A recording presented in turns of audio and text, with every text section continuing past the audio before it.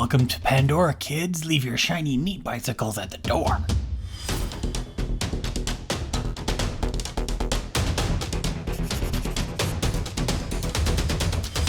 There's been a bit of a trend going around the miniatures universe I see pop up here and there, and always go, that's so cool, and then never try it myself.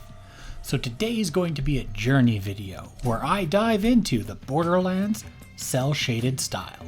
I decided to do it now because I feel like the Oni for the Eternal Dynasty from the One Page Rules Patreon this month would be a perfect candidate, especially when you see who I'm going to be copycatting. The metal inner parts covered by large plates I think will work for the scheme and give me lots of area to try things out on. All we ever set out to do was become monstrously famous with minimal effort. And because I'm a painting sadist, my subject for stealing colors is the one junky bot known as Claptrap.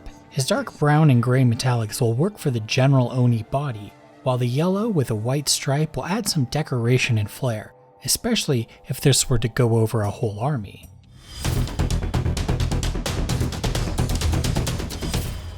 The best and easiest place to start is at the start. I want to do the underlayers kind of simply, since they will be seen the least but be the bulk of the model.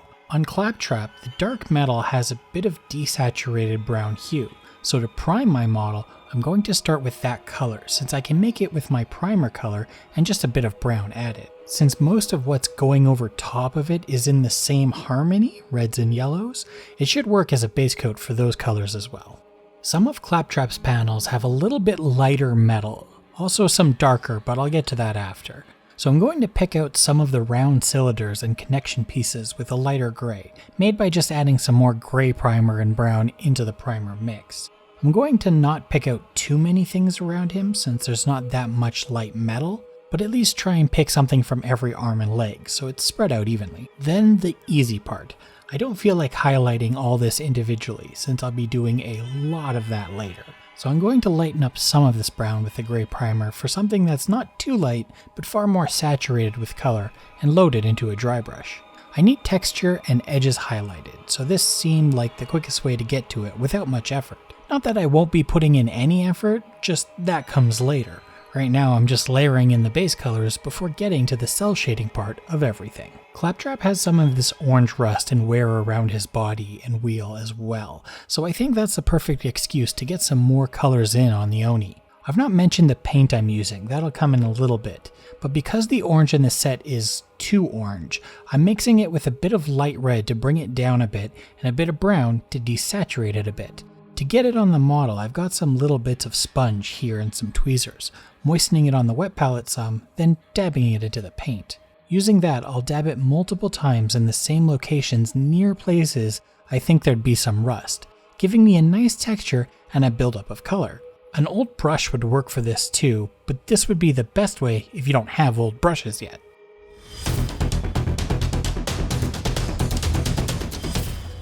I want to touch just a little bit on the paints I'm using for this.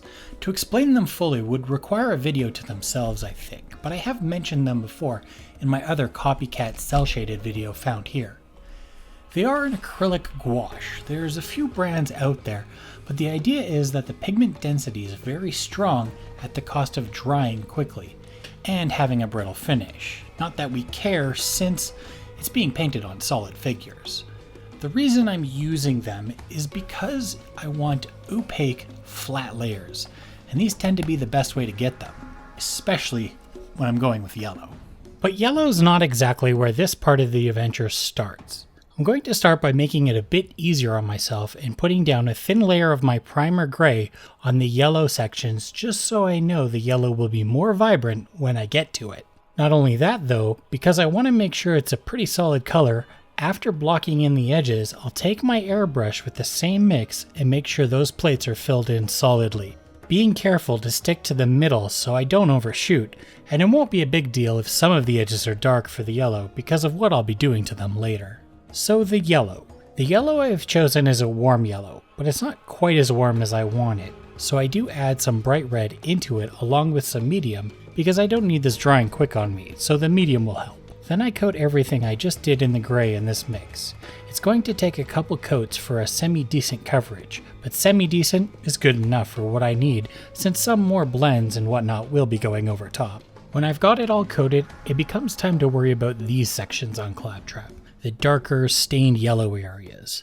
I mix in some dark brown and some more red for a dirty orange, then just using my brush with some of the yellow still in it, take a bit of the new mix into the bristles, and then start to dab around connecting areas, places like lips of the plates and rivets, also in corners that would be in the shadows a bit, since even though this will have a cel shaded effect, light still has a part to play. Just dabbing and swiping my loaded brush and blending that out into the yellow. I want to complement those shadows a bit with more of a brown, but this brown is so intense and pigment dense that if I don't add a lot of medium, it's going to be very overpowering, because all I want to do with it is just add a slight deeper color in some of these corners where I added the orange rust color, to really push the idea that it's creeping rust. Now, it wouldn't be a proper copycat without a white stripe somewhere, and while a horizontal one would look a little silly I think, a vertical one I think will add just enough flair in a few places. So with a gray primer and some white ink, I'll get my cover color. But before I start to fill in a solid shape, I want to get some cracks in the paint, so kind of make some stippled contours where I want that to happen, giving me an outline to avoid instead of fill in. Once I have those, it's straight lines the rest of the way, and fill in the areas a few times with the mix for a solid coat. I purposefully chose these lines to reside in places with ample light, so they won't look out of place if I don't shade them, just so this is all I need. Claptrap has some hints of red and dark gray in his motif too, so I want to give a nod to those through the helmet of the Oni. So no, I didn't just forget to paint it in this time around. For his head's base coat, I'll use just black and brown and a tiny bit of white. I need this dark that it matches the scheme, but light enough that it can still get hints of red and the black that's to come. Just a solid base coat over the top of his head. Like with the yellow, I want to make sure the red is kind of vibrant, so I'm going to base coat in gray again. There's not going to be too much of this red overall, so I've chosen his eyes, horns, and lower jaw to get the red treatment. Once the base is dry, rebase with the red, and just a tiny bit of that brown in, because I do want it to be a darker red, while still being vibrant, if that makes sense.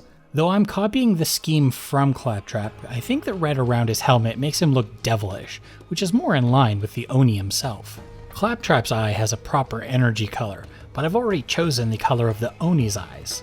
I still want to fit it in though, so because this Oni has a plasma fist, I'm going to fit it in there, again starting with a base coat of the gray because it's going to be a glow. To get a blue teal, if your paint set doesn't have one, is something that's easy to mix. Just adding a bit of green to pretty much any blue will give some variation of a teal, and it's just the amount added that will determine how blue it stays. Claptrap's teal isn't that far from a blue, so I'm not putting in much, but I'm starting with a light color because plasma is just supposed to be that hot. Then just use this mix to rebase the gray I just painted. Now for a quick wash to darken the recesses a bit, just quickly adding a darker blue to the last mix and thinning it with some water, dabbing it over the surface of the glow areas to let it settle into those recesses. The last thing I like to do to give my glows and lights that last little flare is airbrush a halo around the areas. And it's not too difficult, usually just my light color and a looser medium into the airbrush. Though if using a viscous medium, I'd add a bit of water too, but this one's thin enough. Then a bit of the paint. I test on my thumb exactly how it's going to spray out, then lightly push the trigger to start some airflow and gently pull back. Then let that spray just build up until I'm happy with it. If it stops flowing, I move away, test on my thumb again, and start again. Many mistakes have been made by just giving it more air and pulling the needle. Phew, all that work and I'm halfway done. Well, maybe a little under halfway. Why do I do this to myself?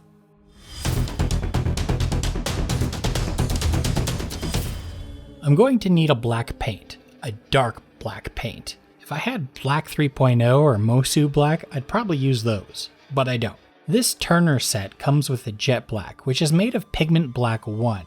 None of my other paint sets use Pigment Black 1, so I had to look it up. And apparently it's the black you find in most printer inks, most of the time. So a very good dyeing black. But in this case, I'm just using it because it dries super dark and velvety, which is what I need. Because step 1 of the last few steps is going to be the black lining. Not just any black lining, extreme black lining. To get the cell shaded look that Borderlands has, I need to pretty much outline every cell in black. So to go in order, I'm just starting with the black lining, adding the black into all the crevices and deepest recesses first. I want to keep the paint thin enough that it flows along those lines, but not so thin that it's transparent. So that's why I mixed in a bit of black ink to thin it, but keep the pigment. For some of the really deep recesses, it might be impossible to only get the black along the edges, but it actually works with this scheme just to fill it in completely with the black instead, creating both thick and thin lines all around the model. And this goes everywhere on every color, including the dark ones. Step 2 is of course the highlighting, but I'm not switching colors. That's right, I'm highlighting in black too. So before I got the shadow lines, now I'm getting the highlight lines. This one tends to be a little bit easier, as I can use the side of the brush along quite a few of them to get perfectly thin and straight lines. Though some edges that I can't do that on, I do have to try and make that line straight manually. And like the last one, this goes on every edge, on every color. So while it only takes a few words to explain, it is a lot of work for me. So after that Herculean effort, what's left to do? Well, actually this is where it becomes a little bit fun, because like on Claptrap here, we want to add some blemishes and scratches. I'll start with the scratches because those are the easiest, and all I have to do is add a few thin lines breaking into the cells here and there. On larger surfaces, I can move them a little more central and make a crosshatch pattern to give them a bit more of that cartoonish look. Blemishes instead are more like patches of broken color rather than just straight black, and they start kind of familiar to how I did the white, by using the black to make an outline of where they're going to be. The best place for them are along edges, but if I'm being transparent, they're also really good for covering up mistakes, so kind of extend out where I messed up and things got too thick. To fill those blemishes, I make a super mix of black, white, the yellow, and some brown. Black and white to desaturate the dirty yellow the brown and yellow make. Then using the fine tip of my brush, use that mix to fill in the area I outlined, though making sure to leave some of every black edge. I don't want to go too heavy with the amount of them, but that all depends on how well I did in my outlining stages, and how many mistakes I made. Last thing to do then is re-outline the areas I just filled in to make sure the lines are all the same width, since I'm not that accurate when it comes to painting inside the lines.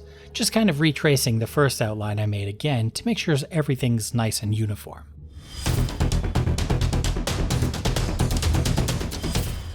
While I whined a bit about the process, it's not actually that bad, since it allows for quite a lot of laziness and mistakes. No need to worry about a base coat getting in the corners, since those are going to be made black anyway. Same with accidentally touching the brush to an edge you didn't want. Also, that's becoming black. Any mistakes with the black just become blemishes. So while it does take effort, it's a pretty relaxed effort and looks really neat when finished. Please subscribe if you'd like to see more videos like this one, or just other fun things to do with painting miniatures. And until next time, enjoy your own painting journey.